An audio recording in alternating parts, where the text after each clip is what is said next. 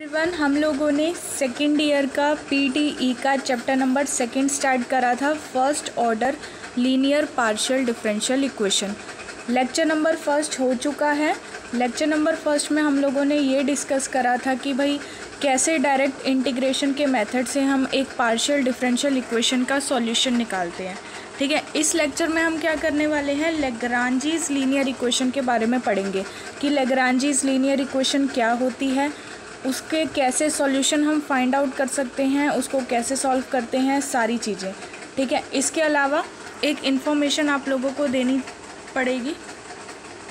क्या इन्फॉर्मेशन होने वाली है? इन्फॉर्मेशन ये है कि अगर आप लोग गवर्नमेंट जॉब्स की प्रिपरेशन कर रहे हैं, तो आप लोगों के लिए यहाँ पे सबको ध्यान में रखते हुए सारा टोटल, चाहे वो बैंकिंग फील्ड हो चाहे एसएससी हो, सारा टोटल यहाँ पे क्रैश कोर्स रिलीज़ किया जा रहा है। क्रैश कोर्स जो है वो रिलीज़ किया जा रहा है। ठीक है, कौन से चैनल की बात करें तो चैनल का लिंक आपको डिस्क्रिप्शन में मिल जाएगा। चैनल कौन सा है? Easy prep villa.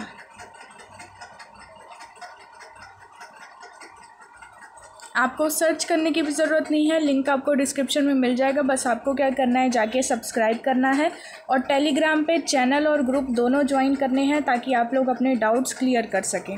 ठीक है, क्या क्या इस चैनल पे प्रोवाइड किया जाएगा क्रैश कोर्स में, तो यार फ्री यूट्यूब वीडियोज़ मिलेंगी आपको, क्वेश्चन बैंक्स जो हैं प्रोवाइड किए जाएंगे, डाउट डिस्कशन किया जाएगा ग्रुप में, सारी चीज़ें यहाँ पे मिलने वाली है। तो जल्दी से जाके इसको सब्सक्राइब कर लो। ठीक है, और बैंकिंग फील्ड हो, एसएससी हो या कोई भी किसी भी बैंकिंग जॉब से रिलेटेड हो, हम क्रैश कोर्स यहाँ स्टार्ट कर रहे हैं। अब बात करते हैं इसके सब्जेक्ट्स की कि क्या क्या इसमें सब्जेक्ट्स होंगे। तो यार इसमें मैथ्स हम कवर करने वाले हैं, रीजनिंग हम यहाँ कवर कर रहे होंगे, और अगर बच्चों के कमेंट्स आते हैं कि और सारा पूरा सिलेबस किया जाए तो यहाँ पे भाई हम इंग्लिश और कंप्यूटर भी स्टार्ट कर देंगे बहुत जल्द। इंग्लिश और कंप्यूटर भी स्टार्ट कर देंगे, ये आप लोगों पर डिपेंड है कि आप लोग कमेंट में हमें क्या बताते हैं। तो इंग्लिश और कंप्यूटर भी स्टार्ट कर देंगे, और ज़्यादा कमेंट्स आते हैं जीके या जनरल अवेयरनेस के लिए तो हम वो भी स्टार्ट करेंगे। ठीक है, तो आई होप आप लोगों को क्लियर हो गया होगा। अब आ जाते हैं हमारी वीडियो पे। तो आज हम क्या पढ़ने वाले हैं, लेग्रांजीज लीनियर इक्वेशन। लेग्रांजीज लीनियर इक्वेशन क्या होती है? ऐसी लीनियर इक्वेशन जो किस फॉर्म में हो, P मतलब capital P small p plus capital Q small q equal to R। इस फॉर्म में हमारी जो इक्वेशन होती है वो हमारी होती है लेग्रांजीज लीनियर इक्वेशन। अब यहाँ पे स्मॉल p और स्मॉल q क्या है आप लोगों को बहुत अच्छे से पता होगा। स्मॉल p आप लोगों ने पहले भी पढ़ चुका है चैप्टर नंबर 1 में। क्या होता है? करली z अपॉन करली x होता है, और स्मॉल q क्या होता है? करली z अपॉन करली y। अब बात करते हैं यार कैपिटल P और कैपिटल Q और R यहाँ पे क्या है। तो R यहाँ पे फंक्शन होगा x y z, तीनों में से किसी का भी हो सकता है, और P और Q भी यहाँ पे जो फंक्शंस होंगे वो x y z तीनों में से किसी के भी हो सकते हैं और तीनों के भी हो सकते हैं। अब बात करते हैं कि यार जब हमारे पास लेग्रांजीज लीनियर इक्वेशन आती है तो हम उसके सॉल्यूशन कैसे फाइंड आउट करते हैं। ठीक है, तो सॉल्यूशन फाइंड आउट करने के लिए हमें एक इक्वेशन बनानी पड़ती है, ये वाली इक्वेशन। इसको हम बोलेंगे ऑक्सिलरी इक्वेशन। ऑक्सिलरी इक्वेशन या फिर सब्सिडरी इक्वेशन भी आप कह सकते हैं इसको, ऑक्सिलरी इक्वेशन। ऑक्सिलरी इक्वेशन कैसे लिखते हैं हम? dx upon capital P equal to dy upon capital Q equal to dz upon R। ये होती है हमारी किसी भी लेग्रांजीज लीनियर इक्वेशन की ऑक्सिलरी इक्वेशन, या लेग्रांजीज ऑक्सिलरी इक्वेशन, या मैंने दूसरा नाम आप लोगों को बताया सब्सिडरी इक्वेशन। ठीक है, तो जब ऐसा केस आ जाए, जब लीनियर इक्वेशन का केस आ जाए, तो ऐसे केसेस में सॉल्व कैसे करना है वो बताते हैं।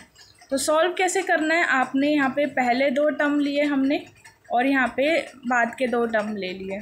तो पहले 2 टर्म जब लिए, जब हम इंटीग्रेटिंग बोथ साइड करेंगे तो इन दोनों का इंटीग्रेशन हो जाएगा। फिर हमारा क्या आ जाएगा, कांस्टेंट ऑफ इंटीग्रेशन यानी कि स्मॉल a। ऐसे ही हमने इस वाले केस में किया, दोनों तरफ इंटीग्रेशन हुआ और हमारा कांस्टेंट क्या आ गया, स्मॉल b। तो आपने इसको क्या किया, LHS में ले गए और a की वैल्यू फाइंड आउट कर ली। ऐसे ही यहाँ पे भी हमने b की वैल्यू फाइंड आउट कर ली। अब जो p और q है वो किसका फंक्शन है, एक्स वाई जेड का फंक्शन है, q और r है वो भी एक्स वाई जेड का फंक्शन है। तो इस पूरे लेफ्ट हैंड साइड को हमने लिख दिया u of x y z, मतलब कोई भी function of x y z equal to a आ गया हमारा। ऐसे इसको हमने मान लिया function of x y z था, तो हमने इसको मान लिया v of x y z equal to b। तो ऐसे केस में जब हमारे पास ऐसी इक्वेशन आ जाती है तो कुल मिला के कंक्लूजन हमारा ये निकलता है, जो जनरल सॉल्यूशन होता है वो हमारा ये आता है कि function of u comma v equal to zero, जहाँ पे u और v क्या हैं, एक्स वाई जेड के फंक्शंस। या इसको हम ऐसे भी लिख सकते हैं v equal to f of u, यानी फंक्शन ऑफ u। बहुत इजी क्वेश्चन है, बहुत इजी चैप्टर होने वाला है। ठीक है, तो एग्जाम्पल से स्टार्ट करते हैं। फर्स्ट एग्जाम्पल देखो क्या कह रहा है, y z p plus z x q equal to x y. हमें दिखाई दे रहा है इसमें स्मॉल p भी आ रहा है, स्मॉल q भी आ रहा है, इसका मतलब ये लीनियर लैग्रांजेस इक्वेशन है। तो हमने क्या किया, यहाँ पे इसको कंपेयर कर दिया एक्चुअल इक्वेशन से, जो हमारी capital p small p plus capital q small q equal to r equation थी, उसके साथ इसको कंपेयर कर दिया। तो कंपेयर करेंगे तो हमारी कैपिटल P की वैल्यू क्या आ जाएगी, वाई जेड आ जाएगी, कैपिटल Q क्या आ जाएगा, जेड एक्स आ जाएगा, और कैपिटल R क्या आ जाएगा, एक्स वाई आ जाएगा। ठीक है, तो जैसा कि हमने ऊपर पढ़ा कि हमें ऑक्सिलरी इक्वेशन फाइंड आउट करनी है, तो ऑक्सिलरी इक्वेशन क्या होती है, d x upon p equal to d y upon capital Q equal to d z upon capital R। P क्या है, Q क्या है और R क्या है, ये हम ऑलरेडी निकाल चुके हैं कंपेयर करके इक्वेशन को जनरल इक्वेशन के साथ।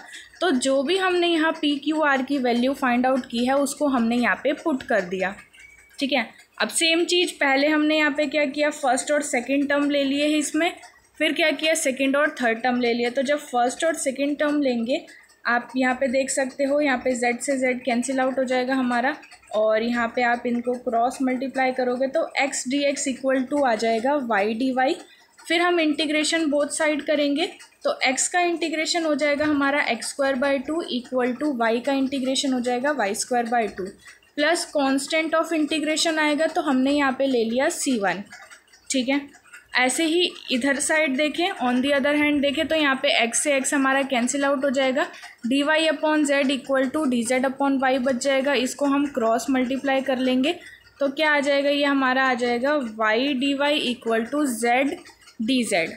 इंटीग्रेशन करेंगे दोनों साइड तो y का क्या हो जाएगा, हमारा वाई स्क्वायर बाई टू हो जाएगा, इक्वल टू z का इंटीग्रेशन क्या हो जाएगा, जेड स्क्वायर बाई टू हो जाएगा, प्लस c2। ठीक है, अब हमने क्या किया, यहाँ से हमने c1 के इक्वल वैल्यू निकाल ली, यहाँ से हमने c2 के इक्वल वैल्यू निकाल ली। लेफ्ट हैंड साइड में कांस्टेंट जो 2 आ रहा था डिनोमिनेटर में, उसको हमने क्रॉस मल्टीप्लाई कर दिया तो ये हमारा 2c1 बन जाएगा और ये हमारा 2c2 बन जाएगा। अब हमने मान लिया हमें a की कांस्टेंट लेना था, इसलिए हमने 2c1 को a के इक्वल मान लिया और 2c2 को b के इक्वल मान लिया। अब हम लोगों को पता है where a equal to 2c1 है और b इक्वल टू 2c2 है। अब जो जनरल सॉल्यूशन होता है वो क्या होता है, अभी हम लोगों ने पढ़ा था function of u comma v equal to zero. तो यहाँ पे u हमारा क्या निकल आया, x square minus y square, और v क्या निकल आया, y square minus z square. तो function of f comma u, तो ये x square minus y square comma y square minus z square equal to zero. बहुत इजी क्वेश्चन है। ठीक है, फिर एग्जांपल नंबर सेकंड पे आते हैं।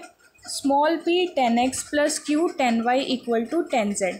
जब हम इसको हमारी एक्चुअल इक्वेशन के साथ कंपेयर करेंगे तो क्या आ जाएगा, हमारा capital P small p plus capital Q small q equal to capital R।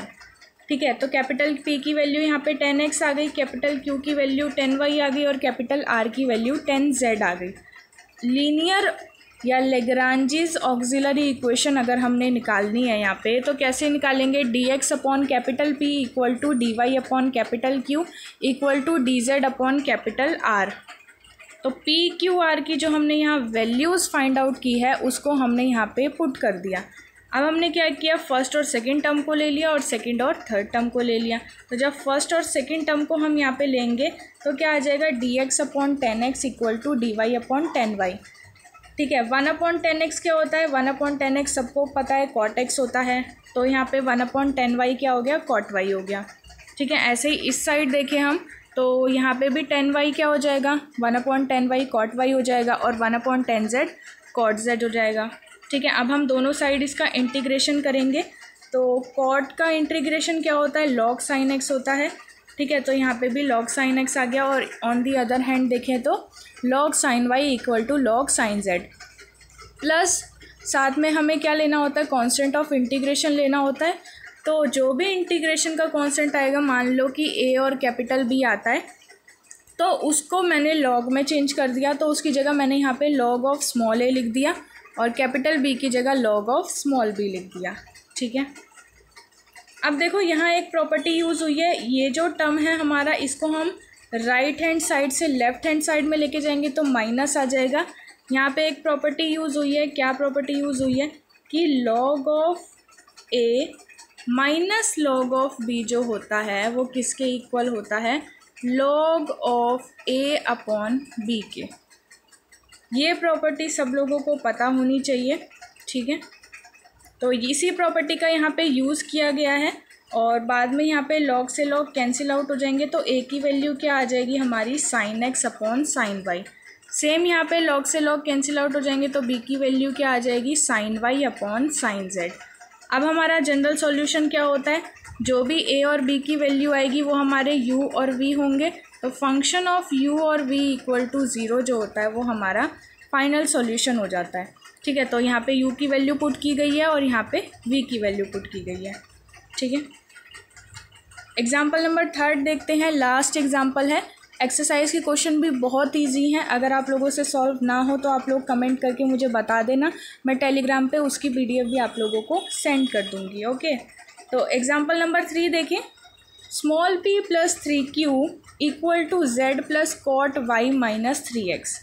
जब हमने इसको कंपेयर करा एक्चुअल इक्वेशन से, capital P small p plus capital Q small q equal to capital R से, तो हमने यहाँ पे कैपिटल P की वैल्यू 1 फाइंड आउट की, कैपिटल Q हमारा 3 आ गया और कैपिटल R जो है वो हमारा इस बार थोड़ा सा कॉम्प्लेक्स आ गया, small z plus cot y minus 3x। Lagrange's auxiliary equation अगर हम यहाँ पे निकालें तो हमारी क्या होती थी, dx upon p equal to dy upon q equal to dz upon r, यही होती थी हमारी इक्वेशन। ठीक है, अब हमने यहाँ पे क्या किया, ये तो हमने लिए फर्स्ट और सेकंड टर्म को तो एक साथ लिया, लेकिन सेकंड थर्ड लेने की बजाय इस बार हमने फर्स्ट के साथ थर्ड टर्म ले लिया। क्यों, क्योंकि यहाँ पे 1 है यार, इजी हो जाएगा इसको सॉल्व करना। तो आप कोई भी टर्म्स ले सकते हैं, तीनों आपस में इक्वल हैं। तो पहले हमने फर्स्ट 2 टर्म्स लिए टेकिंग फर्स्ट 2 मेंबर्स, तो dx upon 1 equal to dy upon 3 हो जाएगा। जब आप यहाँ पे इसको क्रॉस मल्टीप्लाई करोगे तो 3dx इक्वल टू dy हो जाएगा। फिर हमने क्या किया, इंटीग्रेशन बोथ साइड कर दिया, तो 3 का क्या हो जाएगा, 3x हो जाएगा और dy यानी कि 1 है यहाँ पे तो y हो जाएगा, प्लस a क्या है, कांस्टेंट ऑफ इंटीग्रेशन है। यहाँ से हमने 3x माइनस वाई इक्वल निकाल लिया a के। अब जो z आ रहा है उसमें हमें y माइनस 3x की ज़रूरत है, तो अगर हम यहाँ से y माइनस 3x की वैल्यू निकालेंगे तो क्या आ जाएगा हमारा यहाँ पे y माइनस 3x, यानी कि लेफ़्ट हैंड साइड में से माइनस कॉमन ले लेंगे तो माइनस a के इक्वल आ जाएगी इसकी वैल्यू। ठीक है, फिर हमने क्या किया, यहाँ पे फर्स्ट और लास्ट मेंबर को लिया, तो dx upon 1 equal to dz upon z plus cot y minus 3x। तो y माइनस 3x की वैल्यू हमने अभी अभी निकाली, मैंने आपको यहाँ निकाल के बताई, माइनस a होती है और कॉट ऑफ माइनस a हमारा क्या हो जाएगा, कॉट a हो जाएगा। तो इसका इंटीग्रेशन करेंगे तो यहाँ पे क्या आ जाएगा हमारा, integration of dx equal to integration of dz upon z plus cot a। ठीक है, यही चीज़ है। तो यहाँ आप देख सकते हैं 1 अपॉन में कुछ भी आए उसका इंटीग्रेशन लॉग होता है, तो log of z plus cot a plus b यानी कि कांस्टेंट ऑफ इंटीग्रेशन। तो x इज इक्वल्स टू हमारा ये सॉल्यूशन आ गया। अब इससे हमारी दोनों वैल्यूज़ फाइंड आउट हो चुकी हैं। अब हम कह सकते हैं कि जो जनरल सॉल्यूशन होगा वो क्या होता है, f u, v equal to 0 होता है। तो u की वैल्यू क्या है, y माइनस 3x और v की वैल्यू क्या है, x minus log of z plus cot y minus 3x equal to 0। I hope आप लोगों को समझ आ गया होगा।